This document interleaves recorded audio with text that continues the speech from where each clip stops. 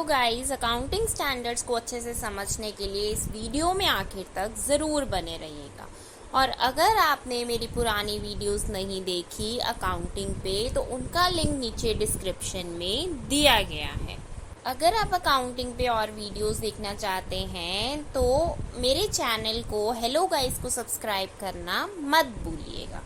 Now let's start accounting standards. के accounting standards क्या होते हैं? फर्स्ट पॉइंट में बताया गया है कि ये सेट ऑफ गाइडलाइंस है जो हमें रूल्स के बारे में बताती हैं कि किस तरह से फाइनेंशियल स्टेटमेंट्स को प्रिपेयर करना चाहिए। सेकेंड पॉइंट में क्या बोला गया है कि इसको council of institute of charter accountants of India issue करते हैं। थर्ड पॉइंट में क्या बोला गया है कि ये जनरली एक्सेप्टेड अकाउंटिंग प्रिंसिपल्स हैं।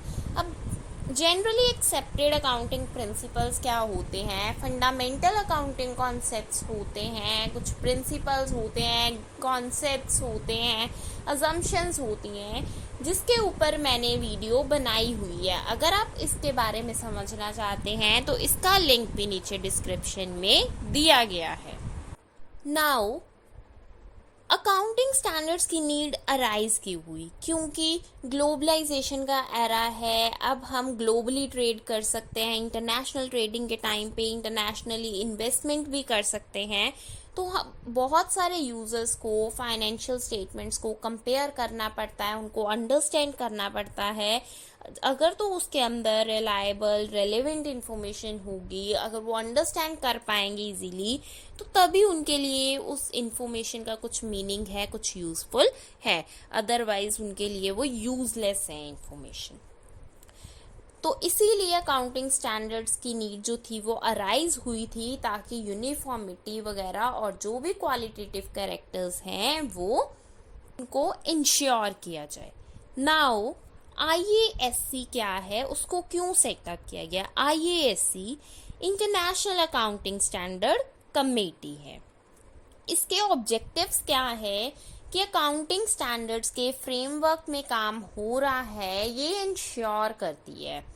ठीक है। सेकेंड इज यूनिफॉर्मिटी को ये इंश्योर करती है कि हर कोई जो भी अकाउंटिंग स्टैंडर्ड्स को फॉलो कर रहा है, जो भी अकाउंट्स को मेंटेन कर रहा है, वो लोग जो है वो सेम प्रोसीजर्स को फॉलो करें। जो भी रूल्स वगैरह बोले गए हैं विद इन द फ्रेमवर्क काम किया जाए। ईयर टू ईयर जो है वो सेम प्रोसीजर्स होने चाहिए। नेक्स्ट इज ये अप्रैल 1977 में सेटअप की गई थी। नेक्स्ट पॉइंट में क्या है कि institute of charter accountant of India and institute of cost and works accountant of India जो है वो इस कमेटी के मेंबर्स हैं। Now nature of accounting standards. Nature of accounting standards में पहला आ जाता है कि अकाउंटिंग स्टैंडर्ड्स जो है ये गाइडलाइंस प्रोवाइड करते हैं कि किस तरह से फाइनेंशियल स्टेटमेंट्स को अच्छे से इफेक्टिवली एक्यूरेटली रिलायबिलिटी के साथ प्रोड्यूस करना चाहिए। नेक्स्ट इज इससे यूनिफॉर्मिटी आती है। यूनिफॉर्मिटी किस तरह से आती है कि हर ईयर टू ईयर हम सेम प्रोसीजर्स को फॉलो कर रहे हैं, यूनिवर्सली एप्लीकेबल है, तो इंटर फर्म कंपैरिजन में, इंट्रा फर्म कंपैरिजन में भी इजी रहता है। नेक्स्ट इज मैंडेटरी है, कंपल्सरी है कि अकाउंटिंग स्टैंडर्ड्स को फॉलो करना। नेक्स्ट इज फ्लेक्सिबिलिटी है कि अगर कोई ऑर्गेनाइजेशन चाहे तो वो ऑल्टरनेटिव अकाउंटिंग प्रैक्टिसेस को भी फॉलो कर सकती है।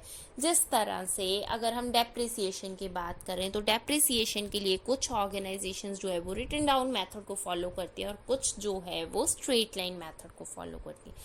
लेकिन अगर एक बार रिटन डाउन फॉलो करना शुरू कर दिया तो ईयर टू ईयर वही फॉलो करनी पड़ेंगी। Next is transparency. Transparency means क्या फुल डिस्क्लोजर हो रहा है जिसकी वजह से ऑर्गेनाइजेशन का रियल व्यू जो है वो नजर आ रहा है। Next is comparability. जैसे हमने पहले बोला था कि इंटर फर्म कंपैरिजन कर सकते हैं, इंट्रा फर्म कंपैरिजन कर सकते हैं, तो ये भी अकाउंटिंग स्टैंडर्ड्स की वजह से पॉसिबल है। Now next is consistency. कि कंसिस्टेंसी में क्या है कि ईयर टू ईयर हम जो है वो same procedures same rules follow कर रहे हैं, जिसकी वजह से ये हेल्पफुल हो जाता है यूजर्स के लिए भी। नाउ इसके ऑब्जेक्टिव्स क्या है? पहला है रिलायबिलिटी। रिलायबिलिटी का मतलब क्या है कि अगर हम रूल्स को फॉलो कर रहे हैं, सेम प्रोसीजर्स फॉलो कर रहे हैं, तो पर्सनल बायसनेस के तो चांसेस ही नहीं बचते। Next is to ensure transparency.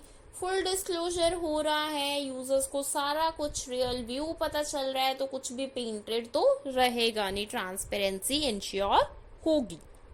Next is ensure understandability.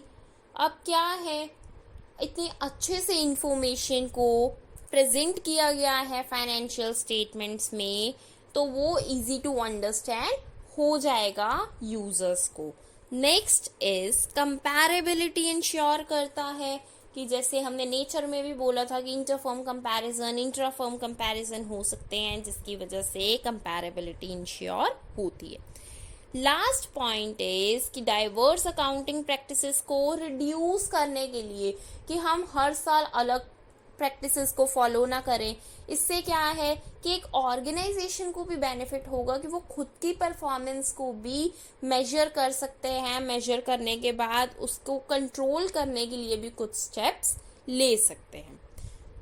Guys, अगर आपको मेरी वीडियो पसंद आई तो इसको लाइक एंड सब्सक्राइब करना मत भूलिएगा, और अगर आपको मेरी वीडियो पसंद नहीं आई तो इसको डिसलाइक करिएगा। Thank you so much guys for watching the video.